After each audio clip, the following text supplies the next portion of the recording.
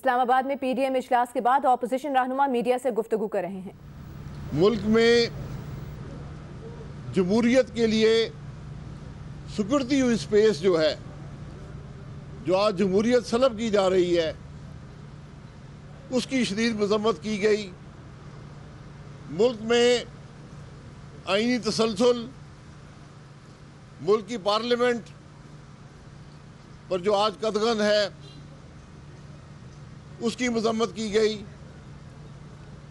मुल्क में जो महंगाई का सैलाब है, जो बेरोज़गारी बढ़ती जा रही है, मुल्क में जो तारीखी करप्शन है, मुल्क की मईशत तबाह हो चुकी है, अवाम परेशान है, इन मसाइल पर बहस की गई और पाकिस्तान डेमोक्रेटिक मूवमेंट जिस मकसद के लिए आगे बढ़ी है, इस मुल्क में जमहूरियत को बहाल करने के लिए, अवाम की तकालीफ दूर करने के लिए उस पर तबादला ख्याल हुआ। जो पीडीएम की स्टीयरिंग कमेटी थी वो आज मंजूर हुई, उसके नाम आपको दे दिए जाएंगे और ये स्टीयरिंग कमेटी जो है, ये जो पीडीएम जो तहरीक है उसको आगे बढ़ाने में अपना किरदार अदा करेगी। आज उसकी पहली मीटिंग भी हुई स्टीयरिंग कमेटी की और एक तंजीमी ढांचा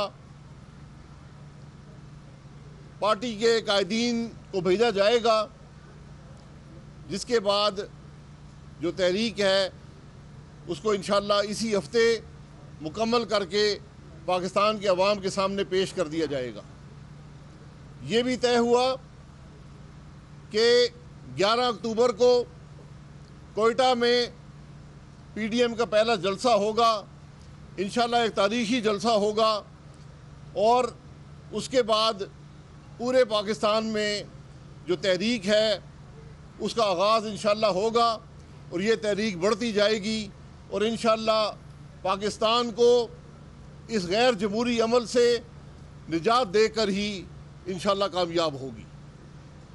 ये आज के फ़ैसले हैं, तमाम जमातें इन फैसलों पर मुत्तफ़िक हैं और इंशाअल्लाह आप देखेंगे कि ये मूवमेंट, ये तहरीक जो है, ये पाकिस्तान की सियासी तारीख़ में एक सिर्फ सुनहरा कदम ही नहीं बल्कि एक हकीकी सियासी तब्दीली यहाँ से इंशाअल्लाह रूनुमा होगी। अब्बासी साहब, पीडीएम की सरबराही जो है वो मौलाना फजलुर रहमान साहब को मिलेगी, इस बात पे इत्तेफाक हो गया? एक मिनट बात कर लें हम सब जी, पहले और कोई सवाल कर लीजिए, पहले बाद में करेंगे। कोई सवाल हो आपका? राजा साहब आप बात करें। जी मैं आप बात करें। जी, स्टीयरिंग कमेटी के हर जमात से 2 मेंबरान होंगे, वो नाम आपको दे दिए जाएंगे। मैं जरा बात कर लूँ। हाँ, पहला जलसा 11 अक्टूबर को कोयटा में होगा।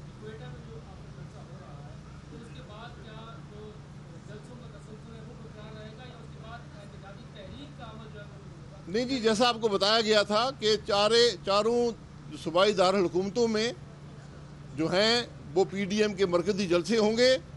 इसके अलावा और शहरों में भी छोटे जलसे हो सकते हैं।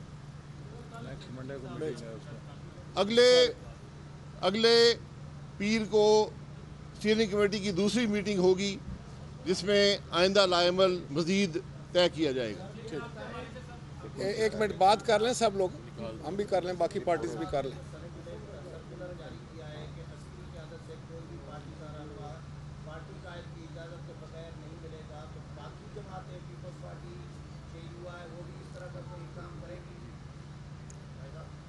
मैं पहले बात बता दें। बिस्मिल्लाहिर्रहमानिर्रहीम।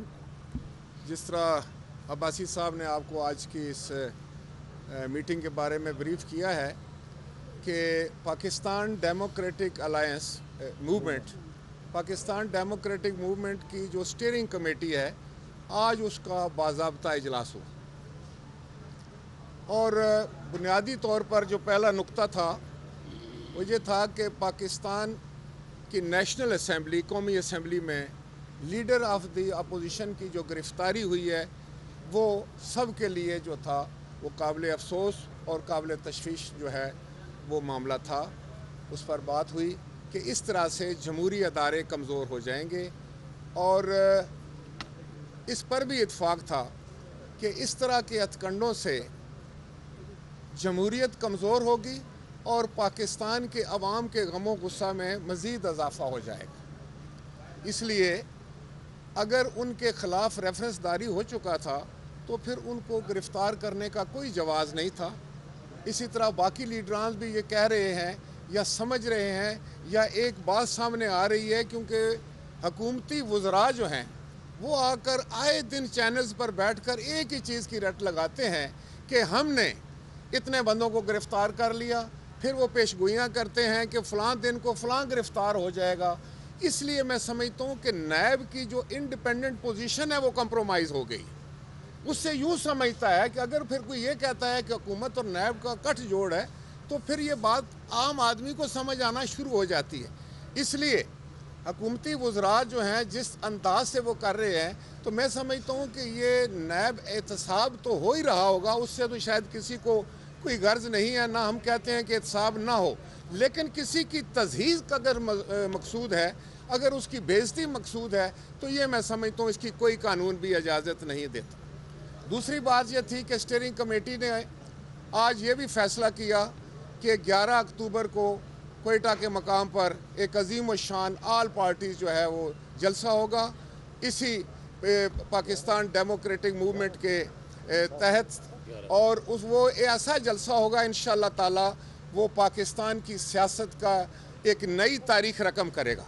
और ये फिर जलसों का एक तवातर होगा, एक सीरीज़ होगी जलसों की जो कि तमाम सूबों में होगी।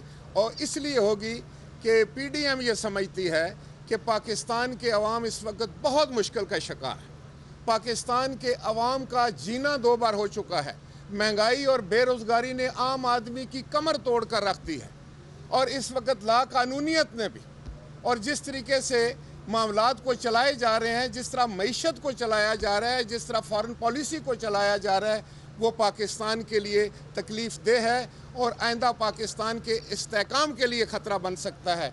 इसलिए एक ज़िम्मेदार अपोजिशन होते हुए मैं समझता हूँ तमाम पॉलिटिकल पार्टीज़ ने, जो आज हुकूमत में नहीं है, सिर्फ एक पार्टी हुकूमत में है, और बाकी तमाम जमातें जो है इस बात पर मुतफिक हैं कि हम पाकिस्तान के अवाम के साथ खड़े होंगे, उनके दुख और सुख के साथी बनेंगे। और आज जो महंगाई और बेरोज़गारी जिस बुरे तरीके से मुसल्लत हो रही है, वफाकी और सरकारी मुलाजमीन की जिस तरह कमर टूट चुकी है, उनकी तनख्वाह में इजाफा नहीं हुआ, पेंशनदार जो लोग हैं, पेंशनर जो हैं, वो इस काबिल भी नहीं रहे बेचारे कि अपनी उस पेंशन से 2 वक्त की रोटी हासिल कर सकें। तो ये ऐसे मामलात हैं जिस पर अपोजिशन चुप करके नहीं बैठ सकती, और ये एक जमहूरी तरीका है, एक जमहूरी निज़ाम का हम हिस्सा हैं, और हम चाहते हैं कि जमहूरी अंदाज से हम आगे बढ़ेंगे और पाकिस्तान के अवाम के साथ खड़े होंगे।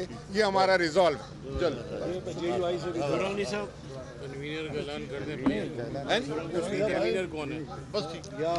अब ये जो कन्वीनर हैं वो रोटेशन के तहत होंगे। कन्वीनर जो है वो इस स्टीयरिंग कमेटी के पहले महीने के लिए कन्वीनरशिप जो है वो PMLN के पास है, और वो जनाब असद इकबाल साहब होंगे। बिस्मिल्लाहिर्रहमानिर्रहीम। आज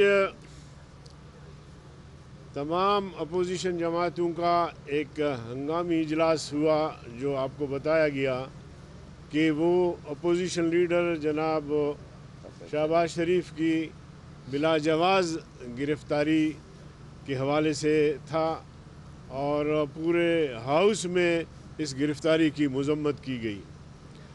जहाँ तक APDM के अज़ाइम या उनके फ़ैसलों का ताल्लुक़ है, इंशाअल्लाहुल अज़ीम अब ये तहरीक जिसका बाज़ाबिता आगाज़ 11 अक्टूबर से कोयटा से शुरू होगा, इंशाअल्लाह सेलेक्टेड नाअहल नालायक हुकूमत की इख्तिताम तक जारी रहेगा।